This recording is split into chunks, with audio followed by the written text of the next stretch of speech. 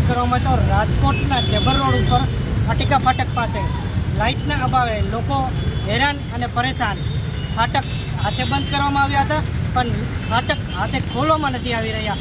લોકોને અતિ મુશ્કેલી પડી રહી છે. રિપોર્ટર સંદીપ ચાવડા સાથે કે ચોકસી, રાજકોટ. નામ ભરતભાઈ છે. શું કહો છો આજે ટેકનોલોજીની ખરાબી? ટેકનોલોજીમાં ઘણી પેરે પરેશાની છે અહીંયા. આ ફાટક શું કહેશો, હજી ફાટક ખોલવામાં નથી આવી?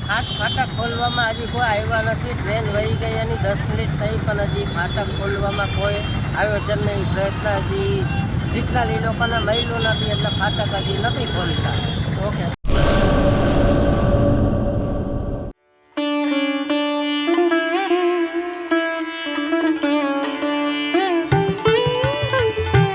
રજવાડી ચાય, છઠ્ઠી બારી, રિંગ રોડ, ભુજ.